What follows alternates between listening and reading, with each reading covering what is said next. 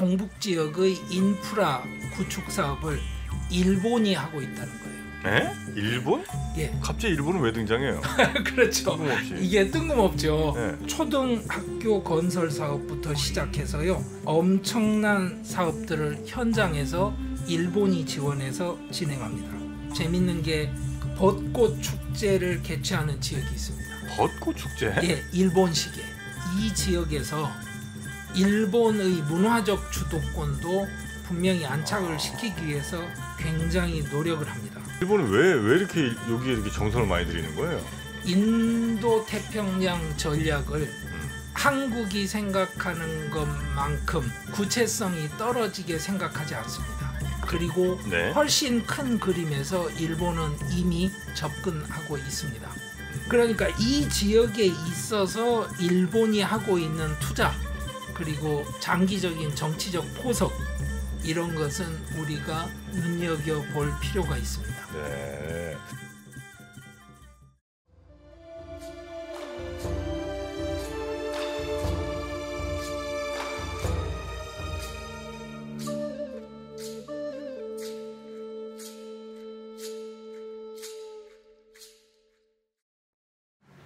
강성용의 남아시아 인사이드, 오늘도 아주 흥미로운, 우리가 잘 들어보지 못한 남아시아, 특히 인도 위주의 아주 재밌는 이야기들 청해서 들어보도록 하겠습니다. 반갑습니다. 저는 정프로고요. 저와 함께 해주실 우리 강성용 교수님 오셨습니다. 어서 오십시오. 예, 안녕하십니까. 네, 반갑습니다. 제가 늘 부러워하는 수염을 오늘도 멋지게 길러주신 우리 강성용 교수님.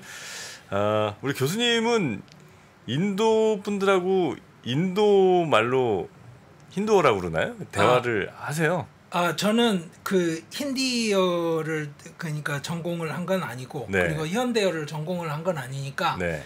아주 뭐랄까요, 조금 생활 서바이벌 힌디 생존 힌디 정도고요. 아, 그렇습니까? 예. 네. 근데 뭐 현지에 가면 네. 그냥 뭐 꾸치꾸치 힌디 볼따후 이렇게 이야기하면 뭐... 아주 조금 힌디해요 이렇게 이야기하면 그냥 시골 사람들이 다 알아듣습니다. 네, 훌륭한 네. 외국인이군 그러고 잘해줍니다. 네. 힌디어는 배우기 어려운, 이렇게 언어별로 이렇게 레벨들이 있잖아요. 예. 어떤 언어는 배우기 어렵다, 뭐 사우디 예. 뭐 이쪽 어렵다 이런 얘기들 예. 많이 하는데 예. 힌디어도 좀 어려운 편입니까, 배우기가?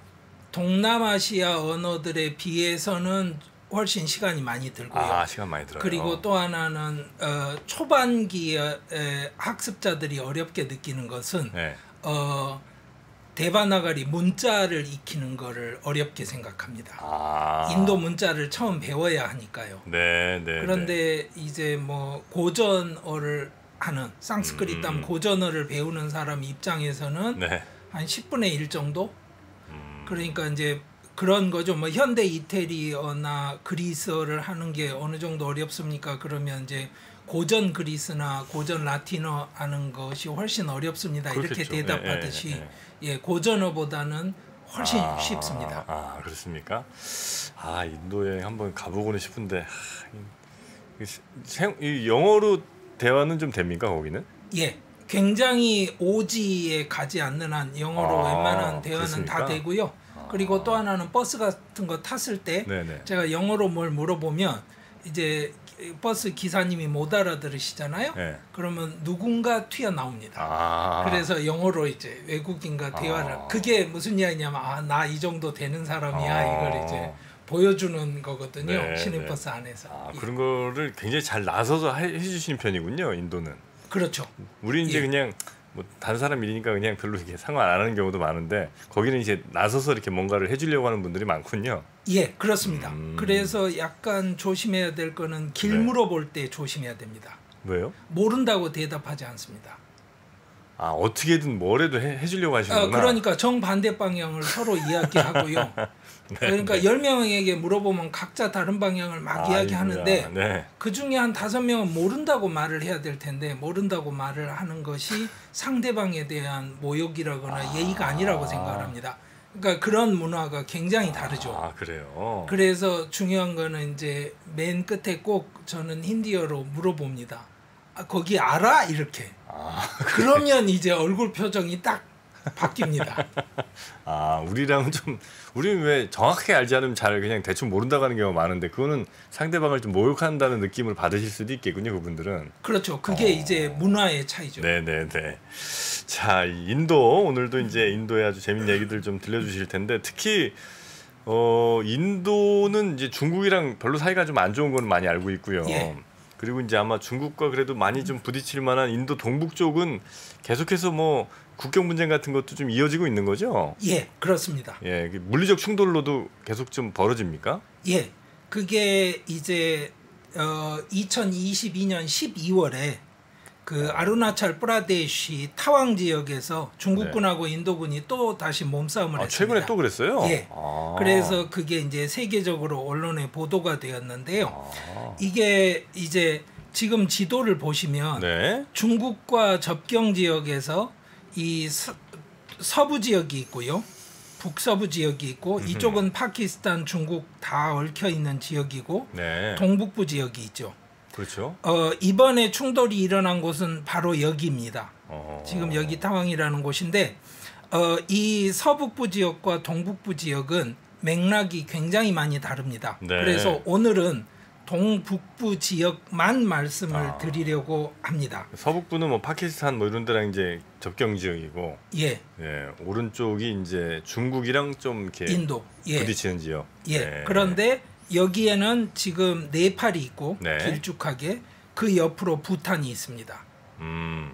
그러니까 부탄 옆으로 있는 이 지역에서도 분쟁이 있는 경우가 많고 그 좁은 그 지역이요. 예. 네. 그리고 여기 이 지점에서 12월 달에 충돌이 있었던 겁니다. 부탄의 약간 오른쪽에. 예, 그렇습니다. 네. 여기가 이제 그 양쯔 고원에 있는 타왕이라는 곳인데요.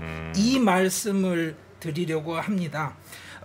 사실 저희들한테 충격을 주었던 거는 2020년에 갈완 계곡에서 네. 몸싸움을 했는데 그때 인도군이 20명이 죽었고요. 중국군은 몇 명 죽었는지 정확하게 지금 발표가 안 되는 걸로 알고 있는데 인도에서 파악하기로는 최소 4명이 죽었습니다. 그때 뉴스는 크게 났던 것 같아요. 예, 예. 심지어는 그 몽둥이에 대못을 박아가지고 서로 가격을 하고 이런 상황이 되니까 네. 이 때려서 사람이 죽는다는 게 정말 충격이지 않습니까? 근데 무슨 군인들이 때려서. 그러니까요. 총으로 쏘는 것도 아니고 네. 이런 장면을 연출을 하다 보니까 전 세계가 좀 충격을 받았는데 네. 그게 2020년 일입니다. 근데 이게 어떤 상황이냐면 96년에 네. 중국하고 인도가 합의를 합니다. 뭐냐면 국경 지역에서 총과 포, 그러니까 화약류를 쓰지 않기로 합니다. 총포 사용을 금지하기로 서로 합의를 합니다. 왜냐? 네. 총포 사용을 시작하면 전쟁으로. 본격적인 전쟁이 됩니다. 총을 쏘다가 안 되면 포를 쏘겠죠. 그러다 안 되면 이제 무장 헬기가 뜨고 그다음 전투기가 뜨고 나면 날아가고. 그러면 미사일이 날아가기 시작하는데 그 미사일이 양쪽 다 핵미사일일 수 있죠. 그래서 이제 그렇게 합의를 한 거고 네. 그러다 보니까 몸싸움이 일어나는데 실제로 21년에도 시킴 지역에서 다시 한번 충돌이 있었어요. 그런데 그때는 뭐라고 주장을 했냐면 서로 상대방이 총을 쐈다고 주장을 했습니다. 그러니까 이게 그 잠잠해진 적이 없고요. 네. 계속 분쟁이 있는 겁니다. 항상. 근데 최근에는 22년 12월에 네. 이 다시 한번 이 타왕 지역에서 충돌이 있었거든요. 네. 그래서 그 맥락을 한국 사람들은 이해하기 힘든 맥락을 좀 설명을 드려볼까 해요. 네, 네. 이쪽에 있는 국경선을 일반적으로 이제 우리가 실질 통제선이라고 부르는데요. 왜냐하면 국경이 합의가 안 되니까 실질 통제선이죠. 여전히 국경 합의는 안 돼 있는 상황이에요? 안 되죠. 예. 그래서 그 실질 통제선을 역사적으로 만든 것은 네. 이 서부 지역은 존슨 라인이라고 그러는데요. 1865년에 그어진 거고 동부 지역 지금 말씀드리고자 하는 이쪽 지역의 라인은 네. 그 맥마헌 라인이라고 그럽니다. 사람 이름인 것 같네요. 예, 그렇죠. 네. 맥마헌이라는 사람이 그 식민 시절에 영국의 포린 시크레터리를 했던 사람인데 네. 1914년에 티벳에 관한 합의를 하면서 심라 합의라고 일반적으로 부르는데요. 그 지도 위에 아주 붉은색의 굵은 펜으로 줄을 긋습니다. 네. 그 줄이 이제 지금의 실질 통제선의 근거가 되는 역사적인 연원이 됩니다. 그런데 문제는 뭐냐? 네. 굵은 걸로 그어놓으면 어떻게 될까요? 아, 지도에서는 그냥 선하지만 막상 그 현장 가면 엄청 넓군요, 여기가. 그렇죠. 아하. 그다음 또 하나. 여기 이 사람이 그을 때 바보가 아니니까 네. 원칙을 정했어요. 뭐냐면 가장 높은 위치의 땅을 연결해서 긋겠다. 그러면 산 중에서도 봉우리하고 능선을 중심으로 하니까 네네네. 물리적으로 구분이 쉬울 거 아니에요. 그렇겠죠. 근데 그렇게만 연결이 돼 있으면 좋겠죠. 네. 전혀 그렇게 돼 있지 않습니다. 현실은. 그러니까 중간에 강하고 호수가 끼어요. 그러면 강 호수는 이 편이에요, 저 편이에요, 강 가운데예요. 그 다음에 강이나 호수의 유역이 바뀌면 또 하나 빙산이 같이 끼어 있는데요. 빙산이 커지거나 작아지거나 밀리거나 눈이 녹거나 네네네. 아니면 지진이 나서 지각 변동이 생기거나 이런 모든 문제들이 거기 같이 개입이 됩니다. 그러니까 이 상황을 기술적으로 정확하게 감당할 만한 방식으로 합의가 이루어져 본 적이 없는 거예요. 그래서 이제 동부 라인으로 돌아가면 네. 자, 여기 부탄이 있고 여기에 타왕이라고 적혀 있죠. 네. 여기가 바로 이번에 분쟁이 일어났던 곳입니다. 타왕. 그런데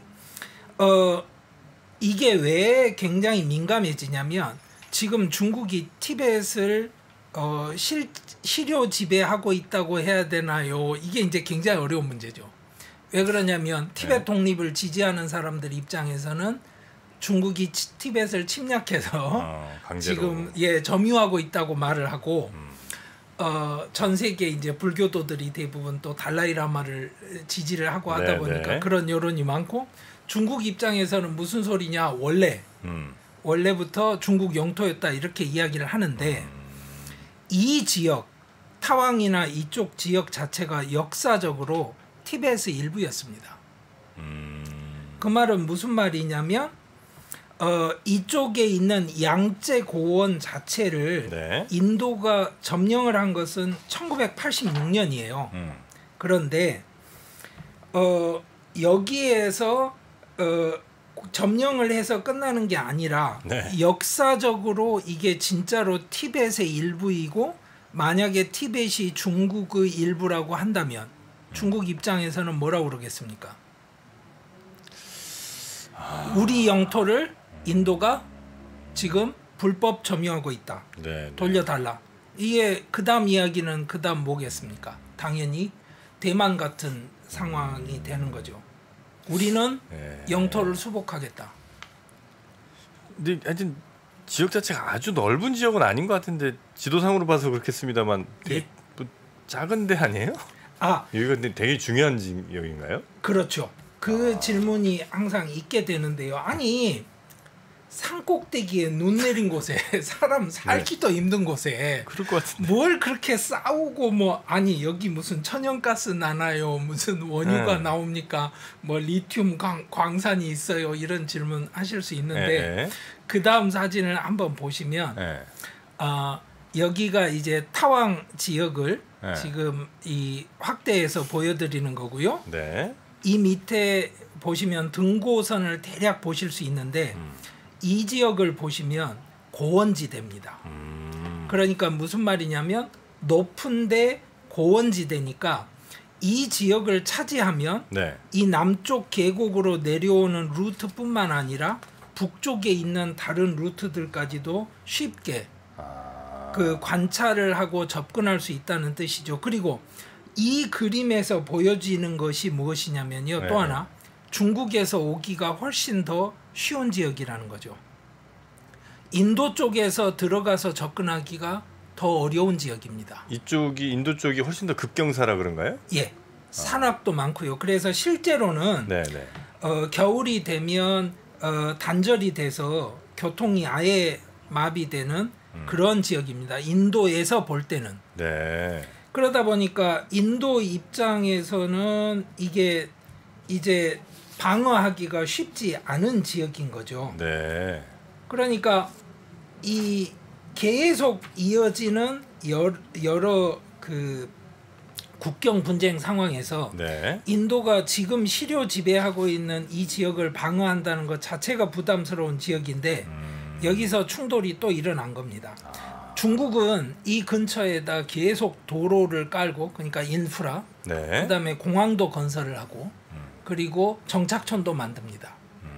그러니까 인도도 이제 생각을 하죠. 그래서 강력하게 지금 인프라 구축 사업을 진행을 하고 있습니다. 그런데 중국이 왜 그렇게 반응을 하는지는 여기 보시면 그림에 나옵니다. 이게 바로 뭐냐면 양재 고원에 있는 그 사원입니다. 아, 야, 이쁘다. 예. 티베트 불교 사원인데요. 라사의 포탈라 다음으로 세계 2위 규모 사원입니다. 아, 그래요? 이게 타왕 사원입니다. 아, 이게 전체가 동네 같은 게 다 사원이에요? 아니면? 예, 저게 사원 컴플렉스입니다. 아, 그래요? 예. 그런데 이 사원을 1680년부터 1681년 사이에 지었는데요. 네. 이게 5대 달라이 라마가 원해서 지은 겁니다. 그 말은 이 지붕 한번 보시죠. 노란색이죠. 예. 이게 겔룩바의 상징입니다. 겔룩바? 예, 겔룩바라는 건 뭐냐면 티벳에 여러 종파가 있어요. 뭐 까르마빠, 겔룩바, 닉막바 뭐 이런 그 겔룩바는 노란 모자를 씁니다. 그래서 겔룩바인데 여러분들 겔룩이라는 거는 잘 모르실 텐데 네네. 달라이 라마가 바로 겔룩바 소속입니다. 아, 그리고 꽤 저 메인스트림이군요, 여기도. 예, 그렇죠. 그러니까 이제 달라이 라마가 네. 티벳 전체의 정치적 실권까지 장악하는 상황이 오고 나니까 네. 그 다음부터는 겔룩바 내부 일에 실제로 개입을 잘 하지는 않고요. 겔룩바 내 원로 회의가 이제 현실적인 그 의사 결정은 합니다만은 중요한 거는 뭐냐면 현재 14대 달라이 라마도 속해 있는 겔룩바의 굉장히 중요한 거점 중에 하나가 이곳이고요. 예, 여기가 실제로 6대 달라이 라마의 고향입니다. 아, 6대 달라이 라마. 예. 아, 여기서 태어났어요? 예. 그러면 아니 그게 지금 무슨 상관이 있습니까? 그런데 상관이 있는 것이 무엇이냐면 네. 달라이 라마 차기 달라이 라마 선출을 하게 되는 문제가 생겼을 때 그럴 때 자 이런 상황을 한번 생각해 보시죠. 아 물론 이제 지금 현재 달라이 라마가 네. 이제 그런 방식으로 하겠다 안 하겠다에 대한 입장을 밝힌 적이 있고 이래서 논쟁이 되고 있기는 합니다만 네. 전형적인 상황을 한번 생각을 해보신다면 14대 달라이 라마가 돌아가시고 15대 달라이 라마가 만약에 이 타왕 지역에서 나타난다고 하면 중국 입장에서는 중국이 지금 현재 관리하고 있는 지역에서 나타나는 15대 달라이 라마를 내세우겠죠.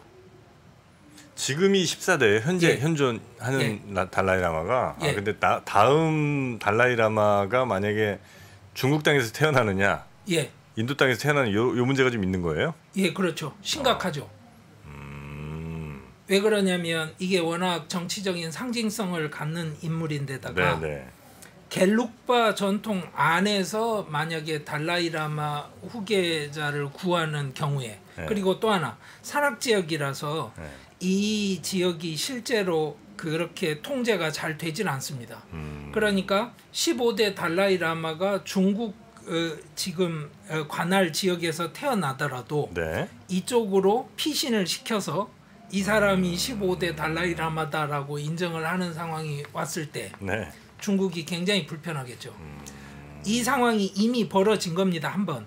언제? 14대 달라이 라마가 바로 이 지역을 통해서 망명을 했습니다. 아, 그래요? 예. 그러니까 중국에서는 뭐냐면 인도가 뒤에서 추동질을 해서 달라이 라마를 빼돌렸고 그걸 카드로 쥐고서 정치적으로 지금 뭔가 플레이를 하고 있다라고 생각을 했던 시간이 길었고요. 인도 입장에서는 그걸 계획을 했던 건 아니었는데 달라이라마가 망명을 해오는 상황에서 이거를 감당하기 부담스러웠던 맥락도 있습니다. 네. 그러니까 이 지역이 앞으로 굉장히 논란거리가 될 확률은 아주 높다고 봐야 되겠죠. 네. 그래서 네. 여기 근무하는 군인들 사이에서는 이런 이야기도 나옵니다. 여기 근무하는 군인들은 인도 군인인 거예요? 예. 매달 2-3차례씩 그렇게 충돌을 한다. 몸싸움을 한다. 네. 일반적이다. 사실인지 아닌지 확인하기는 쉽지 않습니다. 적어도 아마 인도 군인들이 먼저 도발할 필요야 뭐 지키고 있는 입장이니까 없을 것 같고 아마 중국 쪽에서 도발을 좀 하지 않나 싶기는 한데 아닌가요? 그렇지도 않나?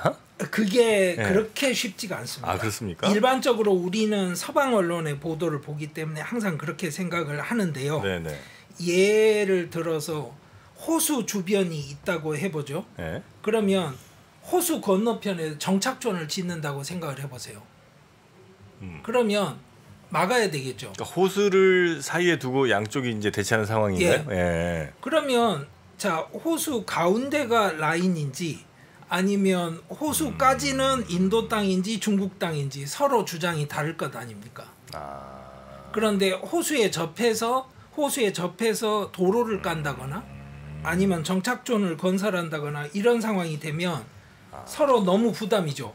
그러면 이게 굉장히 심각한 문제가 됩니다. 예를 들어서 2017년에 도클람 고원에서 73일간 양쪽 군인들이 대치했던 일이 있습니다. 네. 이유가 뭐였냐면 중국이 도로를 건설하는 걸 인도 군이 들어가서 막았습니다. 그러니까 중국 입장에선 이렇게 말을 했어요. 야, 우리 영토에 우리가 도로를 까는데 왜 침범을 해서 그래? 이러는 겁니다. 네네. 그런데 사실은 그 지역은 인도 영토는 아니고 부탄이 자기 영토라고 주장하는 지역이었고요. 부탄은 외교권과 군사권을 인도에 위탁한 상황이었기 때문에 부탄을 대신해서 인도 군인들이 가서 부탄의 주장을 관철시킨 건데 대치 상황이 하도 길어지니까 나중에 양쪽이 그냥 풀고 끝났습니다. 그러니까 누가 공격을 하고 누가 방어를 하는지 이야기하기는 정말 쉽지 않습니다. 네.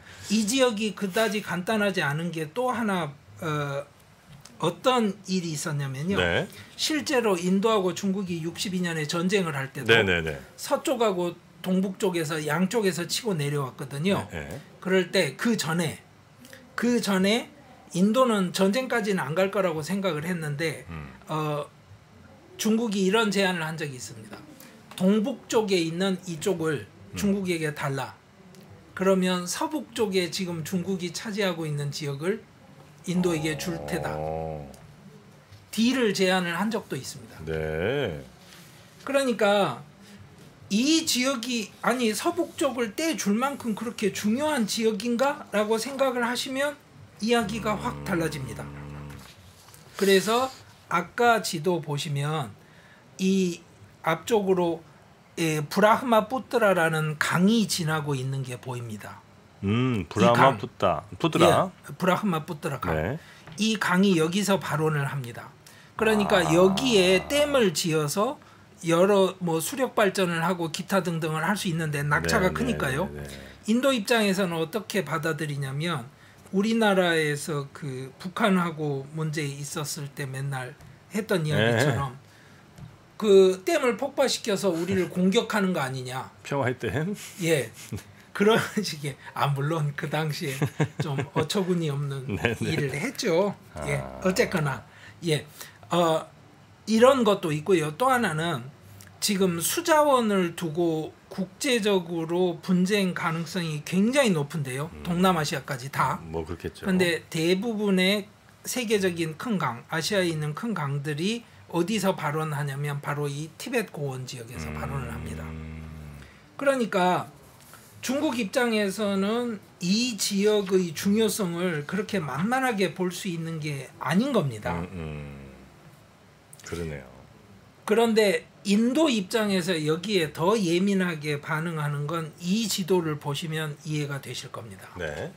여기 보시면 이제 여기가 타왕이고 여기 부탄이 있고 네팔이 있는데 인도 국토가 이 아주 얇은 연결선으로 연결이 돼 있죠. 거의 끊어진 것 같은. 예, 그렇죠. 네. 그러니까 만약에 이쪽을 끊어버리면 이 동북부 지역의 인도 국토는 본토와 단절이 된다는 섬처럼 되는 거죠. 예, 여기를 실리구리라는 그 지명을 따서 실리구리 회랑이라고 부르는데요. 그 인도 사람들은 이걸 닭목이라고 부릅니다. 치킨 스낵. 네. 그래서 이 그 폭이 몇십 킬로밖에 안 되는 굉장히 좁은 곳인데요. 아주 좁은 곳에 사람들이 통과할 수 있는 정도의 폭이라는 게 20에서 22km밖에 안 되는 걸로 알려져 있습니다. 아, 그래요? 예. 그러니까 아니 이렇게 그 예민한 부분이 지금 걸려 있는 인도 입장에서는 이쪽에 대해서 뭔가 확신을 갖고 편하게 우리가 싸우면 이길 것 같다라고 생각하기가 쉽지 않은 거죠. 그래서 방글라데시의 협조가 필요한 거고요. 네. 그리고 현실적으로도 지금 방글라데시가 이 양쪽 인도 국토를 연결하는 중요한 위치에 가 있는 겁니다. 그리고 여기 지금 이름이 잘려 있는데요. 미얀마가 바로 옆에 붙어 있죠. 미얀마, 네. 예. 그러니까 이제 인도에서 뭐라 그랬냐면 재밌는 게 12월 달에 충돌이 있자마자 한 주일 뒤에 AAP라는 정당이 있어요. 네. 암 아드미 파티라는 평민당이라고 이제 번역할 만한 그 당인데요. 그 델리에 지금 현재 집권을 하고 있는 당입니다. 그 서울특별시처럼 네. 델리 주지사인데 이 사람이 중국하고 무역을 아예 단절해야지 뭐 하고 있느냐 이러고 주장을 합니다. 그래서 우리가 수입해서 쓰는 중국산 물품은 다 인도에서 생산되니까 네. 교역을 단절하면 중국한테 우리가 한 수 가르쳐 주는 거다. 그 모디 총리 너무 비겁하고 아무것도 안 한다 이렇게 이제 큰 소리를 굉장히 냅니다. 정치권에서. 근데 인도에서 중국 수출해서 중국에서 다시 또 수입하는 경우가 많아요? 아니요. 무슨 이야기를 하는 거냐면 네. 인도 상품으로 인도에서 제작한 중국산 휴대폰이 많다는 뜻을 이제 이런 식으로 이야기를 하는 겁니다.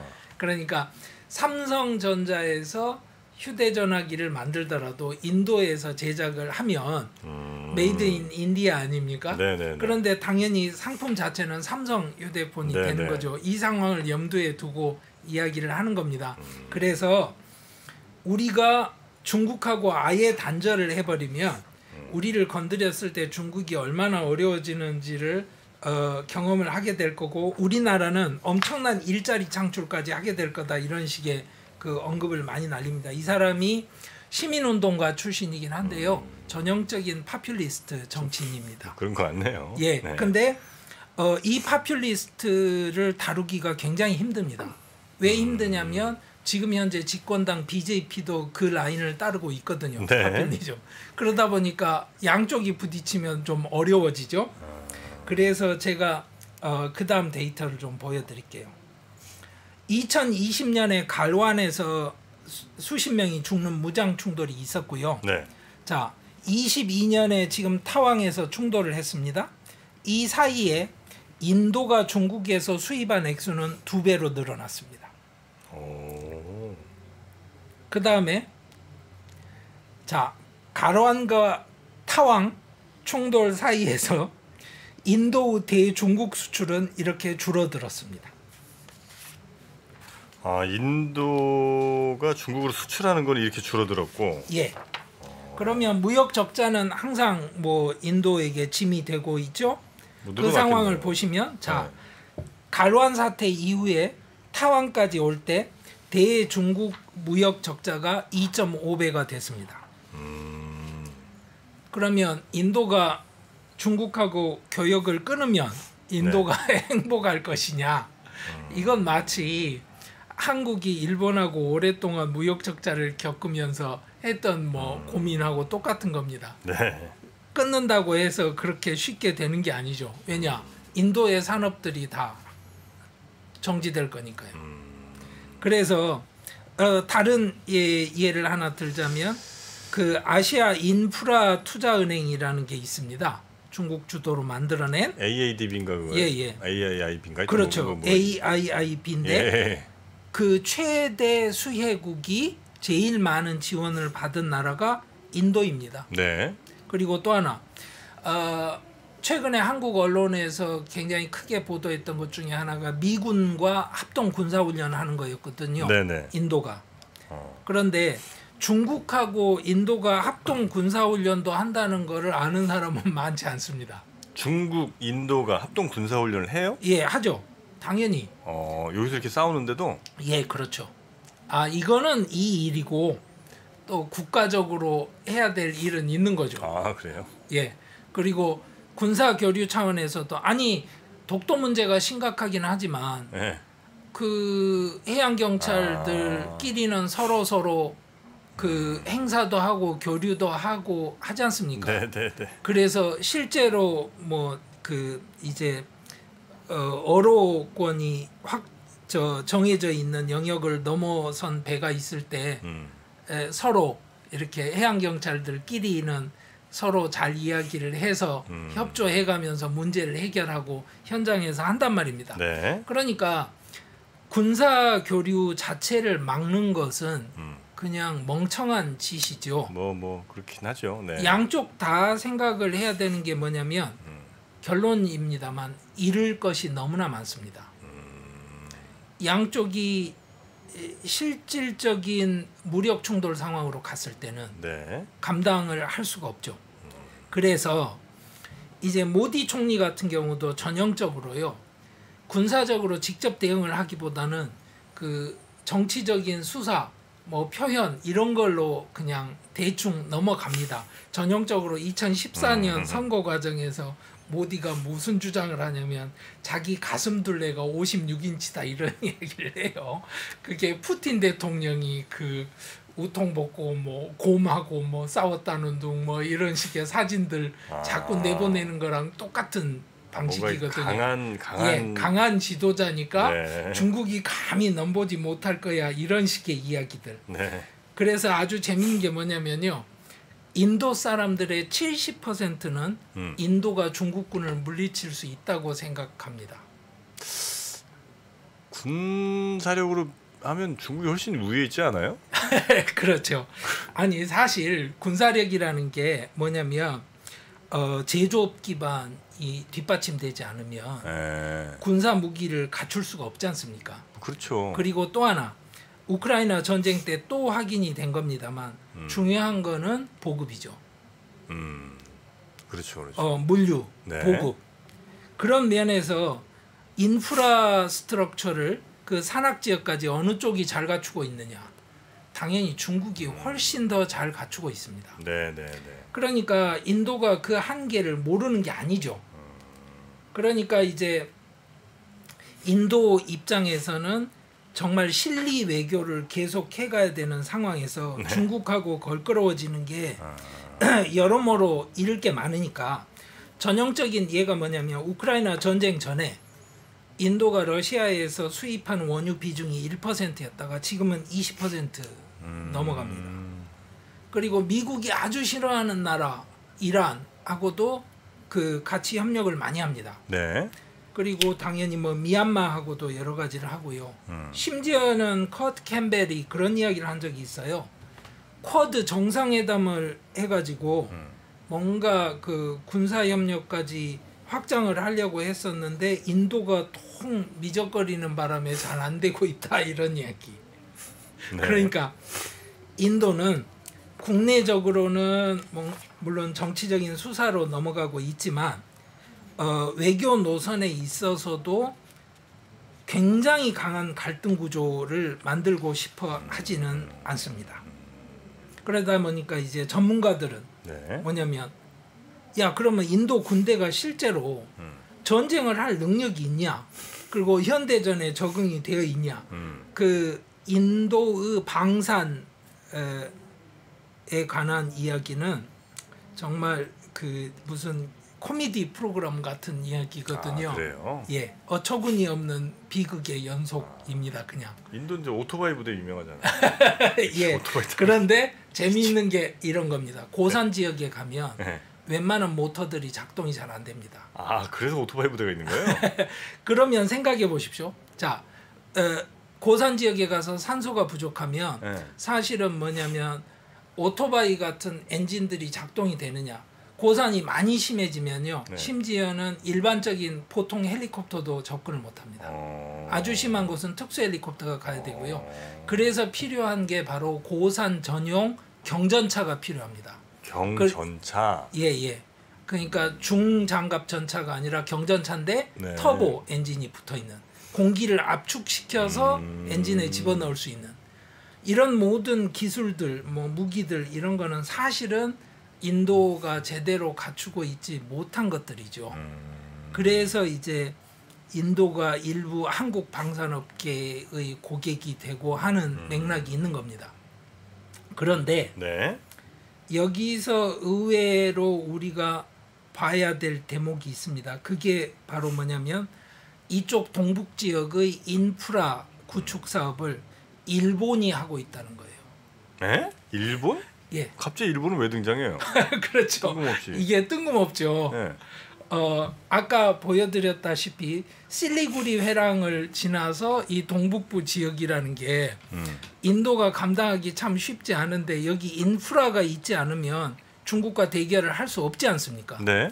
자, 일본이 지금까지 진행하고 있는 이쪽 지역 그 인프라 사업 몇 가지만 말씀드리면 예를 들어서 구와하티의 그 수자원 공급 사업, 네. 아니면 구와하티의 그 하수도 사업, 그 다음에 그 아산 메갈라야에 있는 그 도로 연결 지원 사업, 메갈라야에 있는 그 수력 발전소 지원 사업, 그 다음에 트리푸라에 있는 그 저수지 조성 사업, 그 다음에 나갈랜드에 있는 산림 관리 사업, 마니푸르에 있는 초등학교 건설 사업부터 시작해서요, 엄청난 사업들을 현장에서 일본이 지원해서 진행합니다.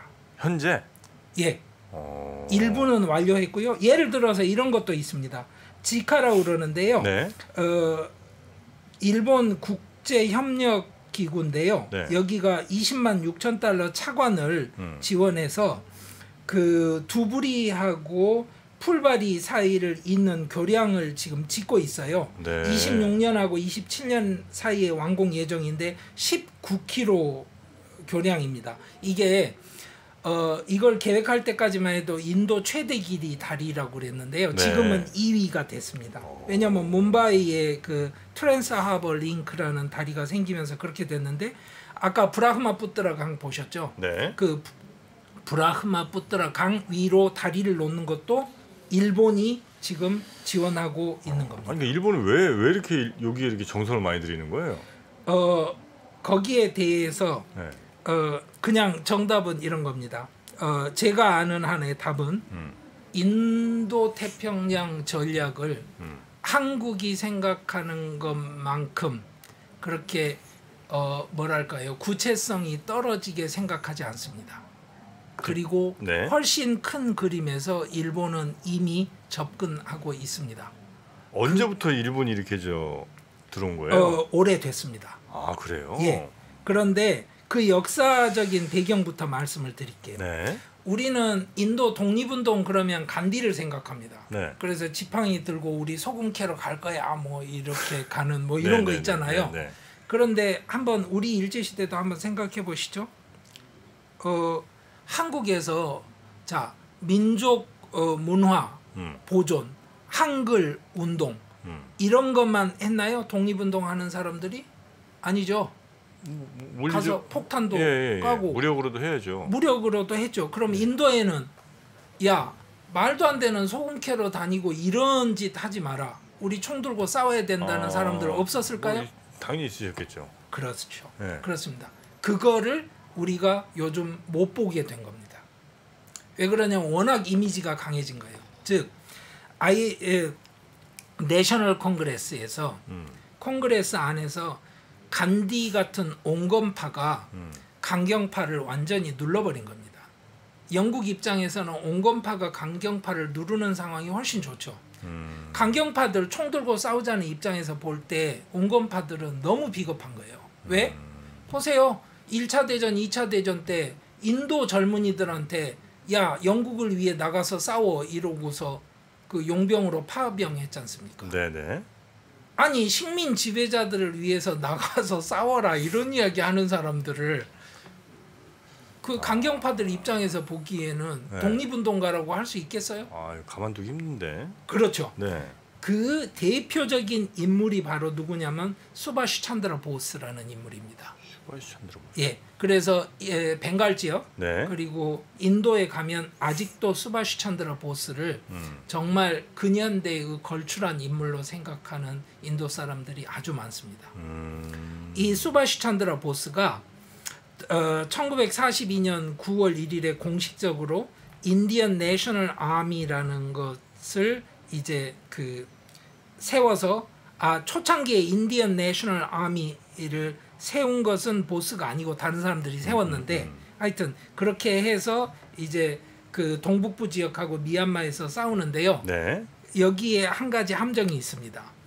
이 인도 그 국민군 이 인디언 내셔널 아미가 바로 일본 군 예하에서 싸웠다는 겁니다.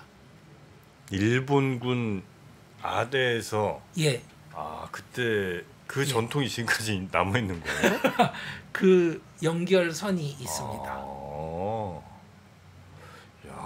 그러니까 이 사람들은 무슨 생각을 했냐면 일본과 영국이 부딪히니까 EEJ 영국을 몰아내자면 일본 힘이 필요하다. 우리는 일본 쪽에 붙어서 싸우는 게 낫겠다. 네. 이렇게 판단을 한 겁니다.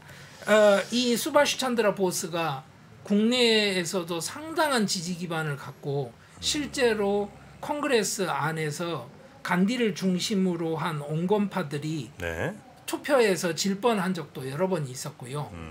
저 수세에 몰린 적도 자주 있었습니다. 네, 그런데 네, 네. 이 보스가 나중에 일본 그리고 심지어는 히틀러한테까지 가서 이제 왜냐하면 영국을 물리친다라는 그 아이디어 하나로 네, 네. 정치적인 활동을 하다 보니까 지금은 이 사람을 언급하는 것 자체가 마치 좀 수치스러운 일처럼 만들어진 맥락이 있습니다.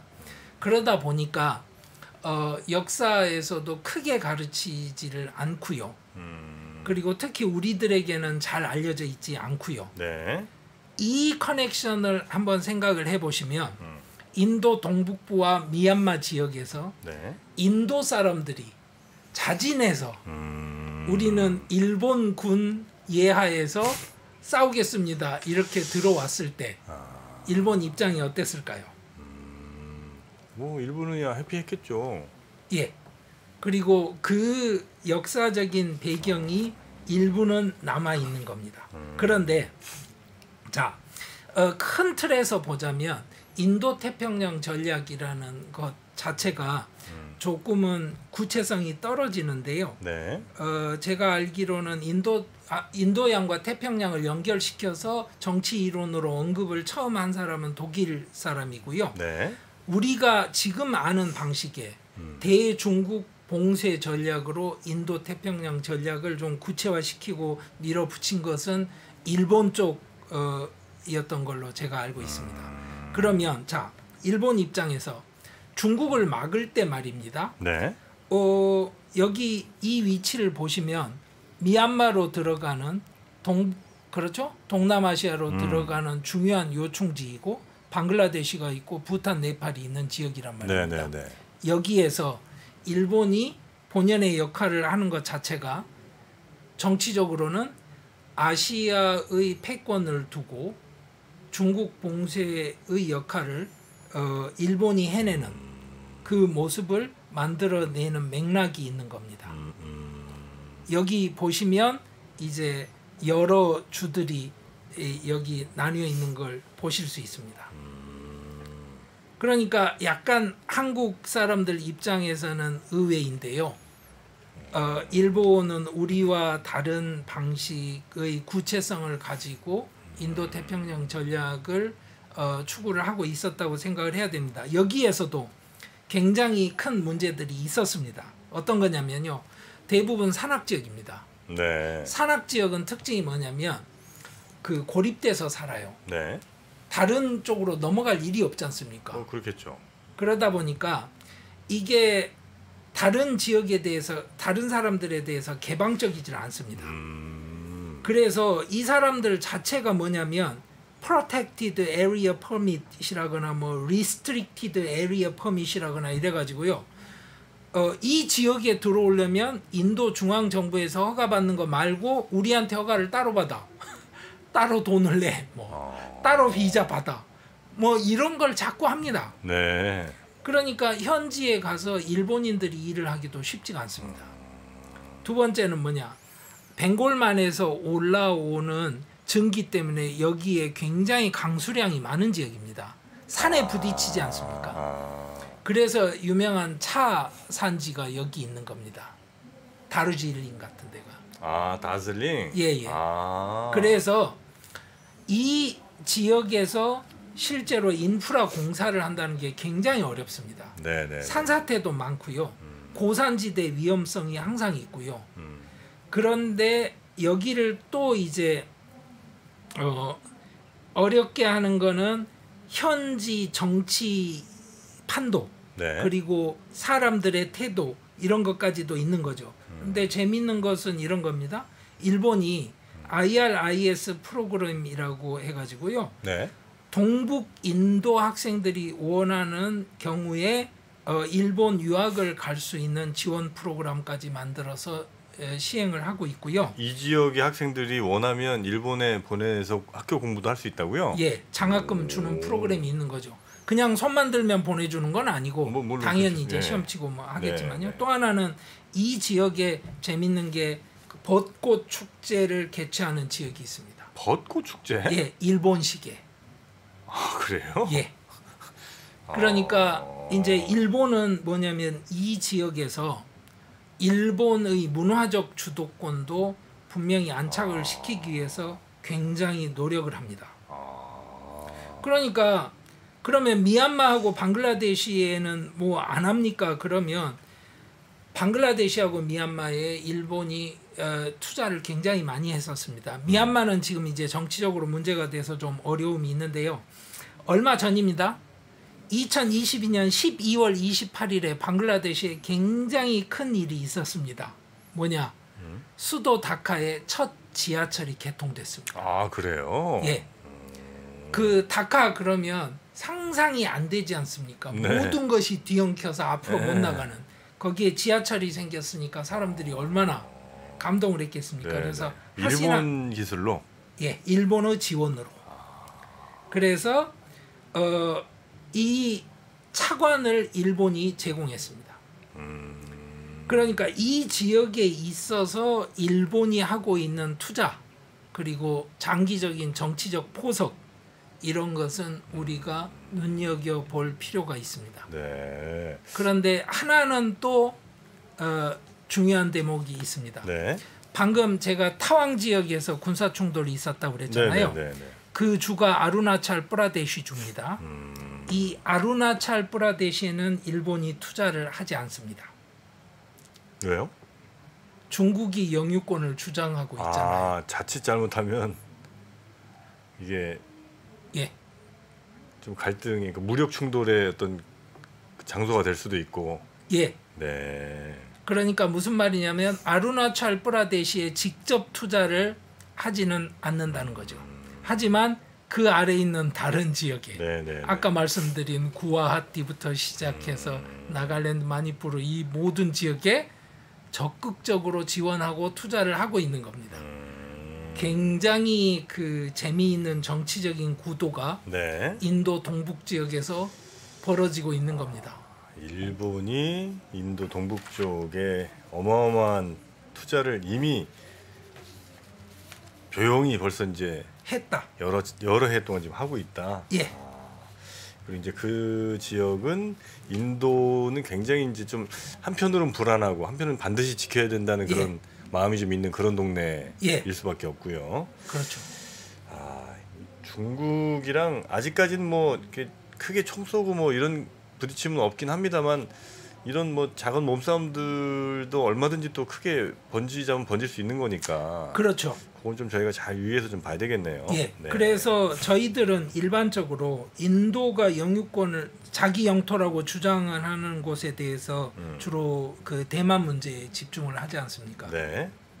이 지역도 이제 중국이 어떤 방식으로 앞으로 그 노선을 정하고 반응을 할지 주목해서 보아야 할 지역입니다. 네, 네, 네. 알겠습니다. 자, 인도 오늘은 이제 동북 쪽에 그 중국과의 영토 분쟁이 있는 그 지역을 중점적으로 좀 설명을 드렸고요. 놀랍게도 거기에 일본이 어마어마한 돈과 또 기술 뭐 이런 것들을 지원을 하면서 벌써 꽤 많은 세력을 좀 펼쳐 나가고 있는 것 같다. 이런 말씀을 좀 전해 주셨습니다. 우리도 좀 인도에 어떤 방식으로든 영향력을 왜냐하면 이제 워낙 큰 시장이기 때문에 우리도 그냥 놓치고 있을 수만은 없는 그런 상황이 아닌가 싶네요. 예. 자, 알겠습니다. 오늘은 우리 강서영 교수님과 함께 인도 동북 쪽 정세 그리고 여러 가지 변화들을 좀 짚어봤고요. 다음 시간에도 또 재밌는 남아시아 얘기 계속해서 이어드리겠습니다. 자, 오늘 함께해 주신 강서영 교수님 대단히 고맙습니다. 예, 감사합니다.